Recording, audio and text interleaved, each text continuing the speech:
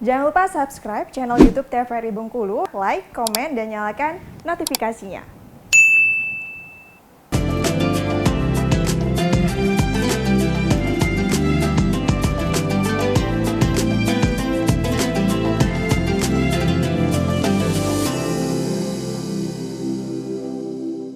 Baik, kembali pemirsa di rumah di Bentar Ramadan TVRI Bengkulu untuk hari pertama kita di puasa Ramadan 1444 Hijriah untuk tahun ini tentunya, dan masih bersama dengan Al-Ustadz Haji Ahmad Farhan, dan juga tema kita mengenai Ramadan bulan penuh keberkahan ya. Tadi tertunda juga untuk jawabannya mengenai sudah masuk bulan suci Ramadan tahun ini, tetapi kita punya hutang di tahun kemarin puasa yang belum sempat bolong tentunya dengan alasan-alasan tertentu, tetapi belum sempat kita bayarkan dan kita sudah memasuki bulan Ramadan di tahun ini. Nah, itu seperti apa, Pak Ustadz? Apakah kita menjalankan bulan suci Ramadan, puasa di bulan suci Ramadan ini, dan untuk hutangnya nanti apakah dibayarkan nantinya setelah bulan Ramadan atau seperti apa, Pak Ustadz?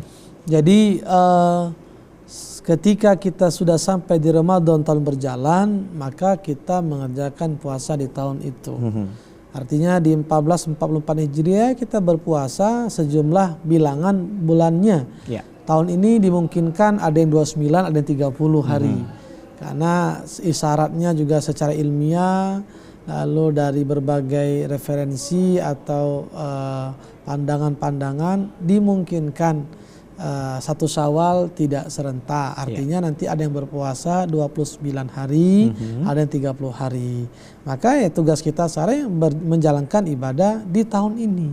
Adapun hutang yang belum tahun lalu, maka fa'idatu min ayamin ukhor, tetap ditunaikan di hari lain. Artinya pasca Ramadan ini dicek lagi. Ya, tahun ini alhamdulillah kita nggak ada hutang, tahun lalu masih ada. Maka nanti pasca Ramadan ya selesaikan, tetap dibayar, karena hutang tetaplah hutang. Jangankan di hadapan manusia, di hadapan Allah, di hadapan manusia pun yang bisa memperberat urusan ketika kita meninggal dunia adalah persoalan hutang. Jadi tetap dibayarkan selesai Ramadan tahun berjalan. Tidak ada permasalahan? Tidak masalah. Pokoknya hutang tak dibayarkan. Karena kondisi tertentu juga belum sempat membayar hutang, sepanjang kita belum mati ya bayar hutang itu. Nah, kan jangan sampai nanti memberatkan ahli waris sampai hutang puasa pula dibayarkan. Hutang duit belum dibayar, hutang puasa dibayar lagi. Misalkan. Jadi kita yang pasti disegerakan. Kalau sudah Ramadan, Syawal, mulailah diperhitungkan ini hutang kita ya bayar.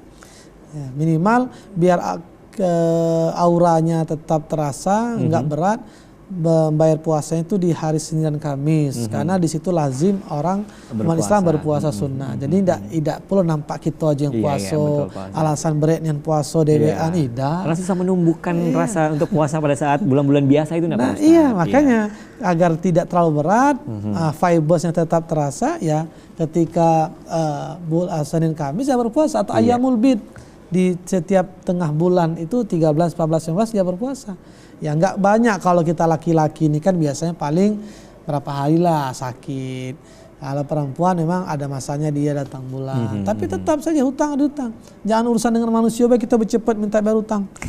Allah nggak dibayar. Nah, itu nggak baik. Jadi baik Pak Ustadz. Nah, berbalik lagi kita pertanyaannya mengenai manfaat dari puasa Ramadan ini sendiri, apa Pak Ustadz boleh jelaskan kembali ke pemirsa di rumah? Mungkin ada pemirsa yang belum mengetahui secara jelas apa saja manfaat-manfaat yang kita dapatkan apabila kita menjalankan ibadah puasa Ramadan ini dengan baik dan benar tentunya. Baik.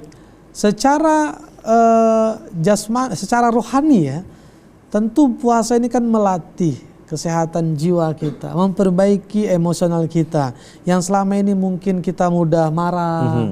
Kan Nabi ngajarkan, pokoknya kamu sedang puasa, kalau ngajak ribut, ngajak berdebat, bilang aja sorry, saya sedang puasa. Qul inni shaim, maaf saya sedang puasa. Itu pertama. Jadi kan dengan puasa ini tentu kita menahan, tidak mudah emosi, tidak mudah marah. Yang syahwat makan, ya tadi, wah ini kan puasa nih. Ya masa nggak ada bedanya kita puasa nggak puasa, makan tetap banyak juga, nggak memperhatikan kesehatannya. Nah itu kan secara ruh.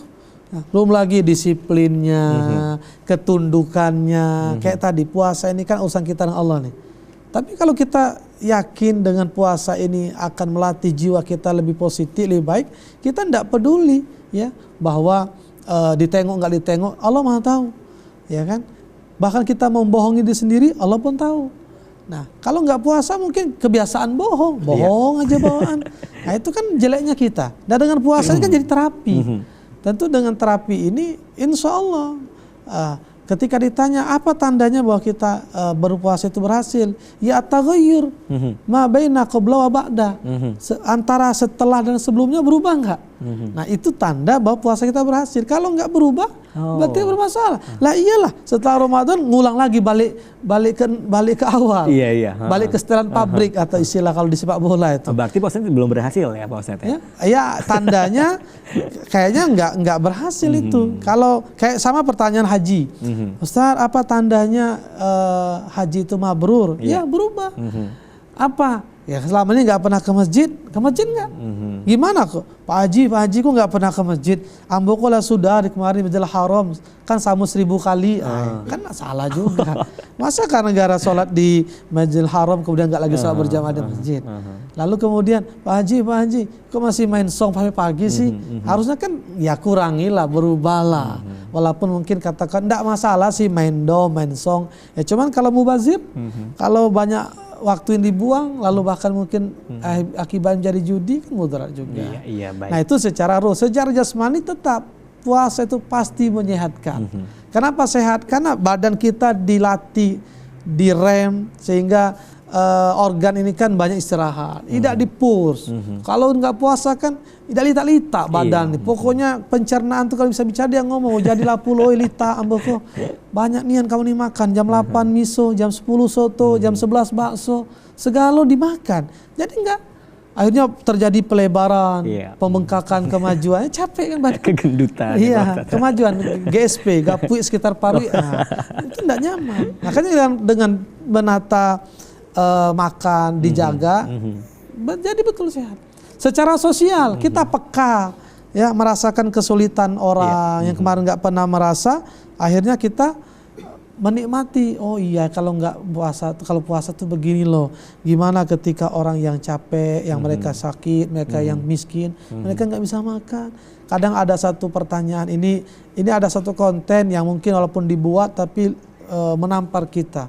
Pertanyaannya bilang begini, ini pertanyaan orang Somalia yang di tengah krisis, dia bilang, guru, gimana hukumnya kami kalau berbuka puasa tanpa makanan, tanpa minuman? Karena nggak ada yang dimakan, nggak ada yang diminum. Sakingnya ya Allah kan, berbuka tanpa makanan, tanpa bagaimana? Saking nggak ada makanan minuman. Kalau kita kan beda, boleh nggak berbuka dengan segala makan, dengan segala minum? Ya gimana mau sehat? Iya. Jadi apa jawabannya Pak Ustadz? Ya saking, artinya kan, artinya dengan begitu ya Allah, betapa bersyukurnya kita bisa makan, bisa minum. Begitulah kita harus peduli dengan sosial, maksudnya kan. Dengan puasa ini tentu kan kita akan terbuka jiwa sosial kita, tergugah empati kita. Maka sehatlah secara sosial, orang peduli, orang kaya kepada miskin mau berbagi, orang atas kepada bawahan tidak sombong lagi. Nah, jadi secara ruh, secara jasmani, secara sosial ada semua manfaatnya dengan puasa itu. Baik, berarti keseluruhan manfaatnya itu sudah tercangkupi ya Pak Ustadz untuk berpuasa ini sendiri ya. Nah, sebelum ke kesimpulan Pak Ustadz, untuk sore hari ini ada sedikit tips nggak sih agar sholat kita tuh yang masih terburu-buru gitu Pak Ustadz ya, masih terburu-buru, termasuk saya lah masih terburu-buru untuk sholat, mengerjakan sholat itu sendiri. Ada tips yang nggak sih untuk kita agar tidak terburu-buru dalam menjalankan ibadah sholat itu sendiri? Ya, sebagaimana kalau kita menikmati aktivitas duniawi, tentu itu kita punya ilmu dan punya kenikmatan dalam menjalaninya.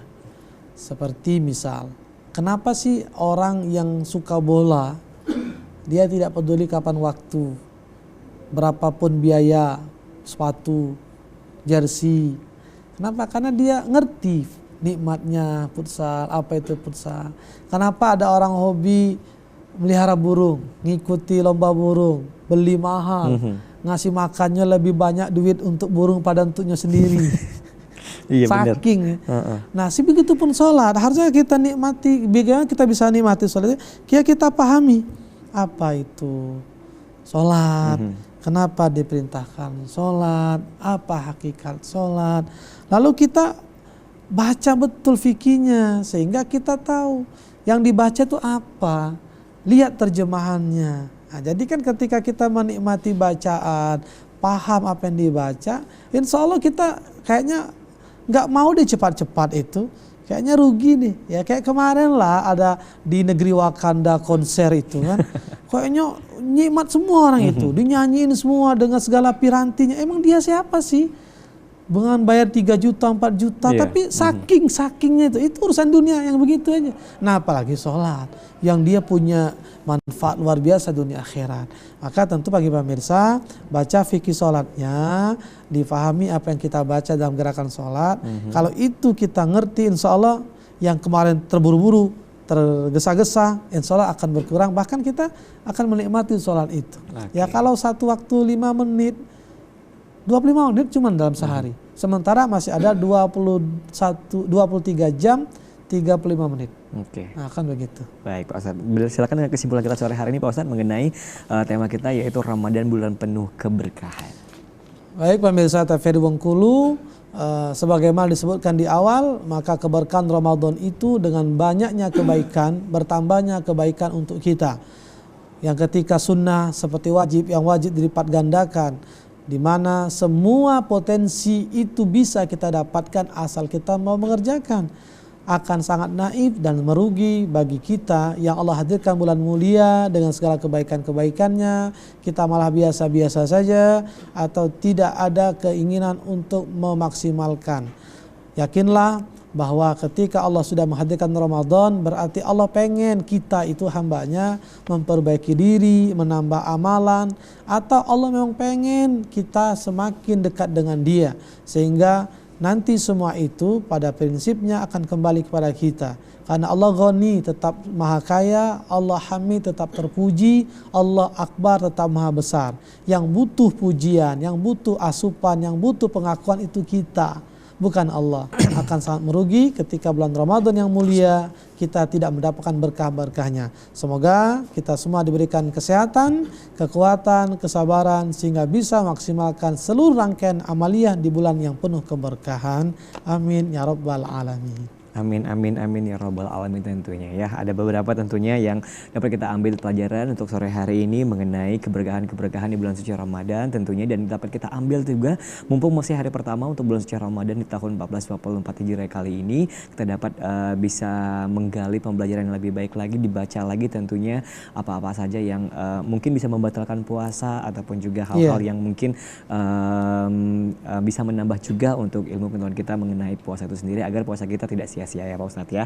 Benar ya Pak Ustadz ya. Dan mungkin sedikit untuk itu Pak Ustadz di rumah tentunya terima kasih banyak untuk kebersamaan kita di kesempatan kali ini. Saya Karim pamit undur. Terima kasih. Wassalamualaikum warahmatullahi wabarakatuh dan selamat berbuka puasa pastinya.